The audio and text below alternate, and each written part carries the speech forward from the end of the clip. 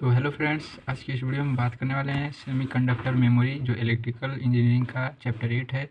और यहाँ से आप लोगों को 5 नंबर के क्वेश्चन पूछे जा सकते हैं, तो आप लोग यहाँ से तैयार कर सकते हैं। 5 नंबर के सेमीकंडक्टर मेमोरी चैप्टर से आप लोगों को पूछे जा सकते हैं। जैसा कि देख सकते हैं सेमीकंडक्टर मेमोरी क्या होता है, तो आज के इस वीडियो में इसी के बारे में डिस्कस करने वाला हूँ। तो अगर आप लोग इसके PDF चाहते हैं तो आप लोग टेलीग्राम पे ज्वाइन कर लीजिएगा, और जो है कि इस लेक्चर को आप लोग अच्छे से अटेंड करिएगा ताकि आप लोग का सेमीकंडक्टर जो मेमोरी वाला चैप्टर है वो क्लियर हो जाएगा। जैसा कि देख सकते हैं, मेमोरी सर्किट जो होता है मेमोरी सेल पर आधारित होता है। यह एक ऐसी डिवाइस है जिसका कार्य इन्फॉर्मेशन बिट को स्टोर करना होता है। यह इन्फॉर्मेशन को स्टोर करता है बिट के रूप में। मेमोरी सेल का लॉजिकल सीक्वेंस मेमोरी सर्किट के कॉन्सेप्ट की जानकारी देता है। वहीं देख सकते हैं कि सेमीकंडक्टर मेमोरी जो इलेक्ट्रिकल के लिए है वह कितने प्रकार के पढ़ने हैं। जैसे कि सेमीकंडक्टर मेमोरी में आप लोगों को रैम और रोम के बारे में पढ़ना है। रैम और रोम जो है कि बेसिकली दो टाइप के हैं, इसके बारे में आप लोगों को पढ़ना है। जैसे कि स्टैटिक रैम हो गया, डायनेमिक रैम हो गया। वहीं पे बात करते हैं EPROM और EEPROM, जिसका आगे मैं आप लोगों को फुल इन्फॉर्मेशन बताऊंगा। तो यहाँ पे आप लोग देख सकते हैं रैम, रैंडम एक्सेस मेमोरी। इसको रैम एक कॉमन टाइप मेमोरी होती है जिसको रैपिड एक्सेस मेमोरी की भांति भी कार्य कर सकते हैं, तथा इसका कार्य मशीन कोड में कंप्यूटर डाटा को स्टोर करने के लिए होता है। रैम एक वोलेटाइल टाइप मेमोरी है। रैम एक वोलेटाइल टाइप मेमोरी है जिसमें स्टोर डाटा पावर ऑफ होने पर डाटा रिस्टोर या लॉस हो जाता है।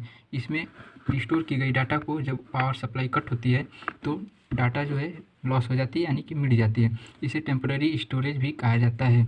रैम दो प्रकार के होते हैं, स्टैटिक रैम और डायनेमिक रैम। तो वहीं बात करते हैं स्टैटिक रैम और डायनेमिक रैम के बारे में।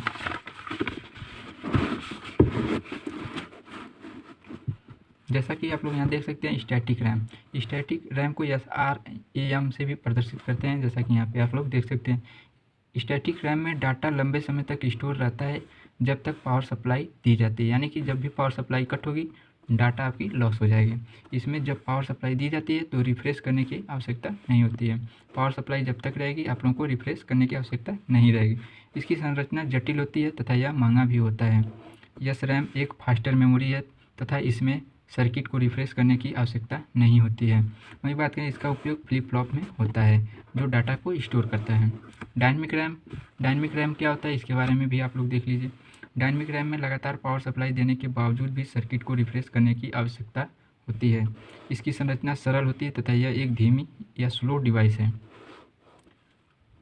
SRAM में कोई चार्ज लीक नहीं होता है, लेकिन डायनेमिक रैम में जो है चार्ज लीक हो जाता है। SRAM में पावर लॉस नहीं होता है, जबकि डायनेमिक रैम में पावर लॉस हो जाता है। इसमें पावर का लॉस होता है और चार्ज भी लीकेज हो जाते हैं डायनेमिक रैम में। वहीं रोम की बात करते हैं तो रोम देखिए, यह एक नॉन वोलेटाइल मेमोरी है जिसमें पावर ऑफ होने पर भी डाटा लॉस नहीं होता है। जस्ट इसका अपोजिट है रैम में पावर ऑफ होने पर डाटा लॉस हो जाती है। ये मुख्यतः दो प्रकार के होते हैं, EPROM और EEPROM, यानी erasable programmable read only memory और electrical erasable programmable read only memory. तो चलिए इसके बारे में भी आगे डिस्कस कर लेते हैं।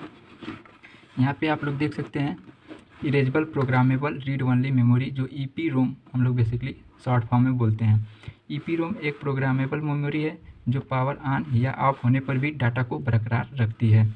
EPROM में डाटा को स्टोर करने के लिए अल्ट्रावायलेट यानी UV लाइट जो है अल्ट्रावायलेट लाइट का उपयोग करते हैं। EPROM में डाटा को मिटाकर फिर से एक फ्रेश मेमोरी की तरह यूज किया जा सकता है। EPROM का अधिकतर उपयोग पर्सनल कंप्यूटर में होता है। Electrical erasable programmable read only memory जिसको EEPROM कहते हैं। EEPROM एक प्रोग्रामेबल मेमोरी है जिसमें डाटा को मिटाने के लिए प्रोग्राम करने के लिए इलेक्ट्रिकल वोल्टेज का उपयोग करते हैं। इसमें डाटा को मिटाने के लिए, इरेज करने के लिए या प्रोग्राम करने के लिए इलेक्ट्रिकल वोल्टेज की आवश्यकता होती है। EPROM की भांति EEPROM को कंप्यूटर से रिमूव नहीं किया जाता। इसमें रिमूव करने की आवश्यकता नहीं होती है मेमोरी को।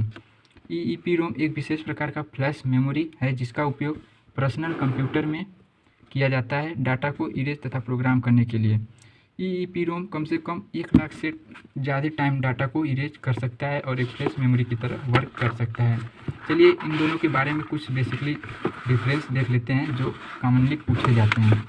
तो देख सकते हैं EPROM जो आप लोगों से डिफरेंस पूछे जा सकते हैं, आप लोगों को दिख रहा होगा। EEPROM तथा EEPROM में अंतर। देखिए EEPROM है, ये EEPROM में 4 बेसिकली डिफरेंस लिखा हूँ और आप लोग इसके बारे में जान सकते हैं। EEPROM erasable programmable read only memory होती है और electrically erasable programmable read only memory EEPROM होता है। इसमें डाटा को इरेज करने के लिए UV लाइट का प्रयोग किया जाता है। इसमें डाटा को इरेज करने के लिए इलेक्ट्रिकल सिग्नल की अप्लाई किया जाता है, इलेक्ट्रिकल वोल्टेज का अप्लाई किया जाता है। कंप्यूटर से डाटा को इरेज या प्रोग्राम करने के लिए EEPROM चिप को रिमूव किया जा सकता है, लेकिन EEPROM चिपसेट में इसमें चिप को रिमूव करने की आवश्यकता नहीं होती है। EEPROM एक पुरानी टेक्नोलॉजी है और यह EEPROM एक आधुनिक टेक्नोलॉजी है।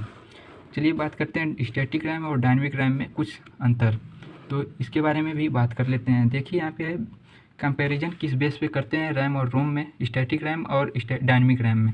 तो यहाँ पे देख सकते हैं मैंने 9 बेसिकली लिए हैं पॉइंट, आप लोग देख सकते हैं। जो स्पीड के बेस में है, yes RAM static RAM faster होता है, डायनेमिक रैम स्लो होता है। साइज़ के बारे में बात करते हैं तो स्टैटिक रैम बड़ा होता है और डायनेमिक रैम छोटा होता है। वहीं मूल्य की बात करें कीमत की, तो स्टैटिक रैम जो है एक्सपेंसिव यानी कीमती होता है और डायनेमिक रैम जो है सस्ता होता है। वहीं इसके यूज के बारे में बात करें तो एक कैशे मेमोरी के रूप में यूज किया जाता है और ये मेन मेमोरी के रूप में यूज किया जाता है। डेंसिटी की बात करें तो ये हाई डेंसिटी की होती है और ये कम डेंसिटी की होती है डायनेमिक रैम। वहीं आगे बात करते हैं कंस्ट्रक्शन की, तो इसकी संरचना जो है स्टैटिक रैम की वो कॉम्प्लेक्स होती है और डायनेमिक रैम की संरचना जो है सिंपल होती है, सरल होती है। मेमोरी रिक्वायर्स, इसमें 6 ट्रांजिस्टर यूज होते हैं स्टैटिक रैम में और डायनेमिक रैम के लिए केवल 1 ट्रांजिस्टर का उपयोग किया जाता है। चार्ज लीकेज की बात करें तो इसमें नहीं होता है, स्टैटिक रैम में चार्ज लीकेज नहीं होता है, जबकि डायनेमिक में होता है। ये आप लोग आगे भी पीछे पहले भी इसे पढ़ चुके हैं। पावर कंजप्शन में इसमें लो होता है, स्टैटिक रैम में पावर भी कम खर्च होती है, जबकि डायनेमिक रैम में पावर अधिक खर्च होती है। तो अगर आप लोग ये पॉइंट जो है डिफरेंस वाला, ये दोनों अगर आप लोग देख लेंगे तो यहाँ से भी आप लोगों को 5 नंबर के क्वेश्चन पूछे जा सकते हैं, या तो EEPROM में या EEPROM में अंतर पूछे जा सकते हैं, या तो स्टैटिक रैम और डायनेमिक रैम में आप लोगों से डिफरेंस पूछे जा सकते हैं। अगर आप लोग ये तैयार कर लेंगे तो 5 नंबर के आप लोगों का फिक्स है। अगर आप लोगों को इसके नोट्स चाहिए तो आप लोग जो है टेलीग्राम पे फॉलो कर सकते हैं, इसके नोट्स आप लोगों को वहाँ पे मिल जाएंगे फ्री ऑफ कॉस्ट।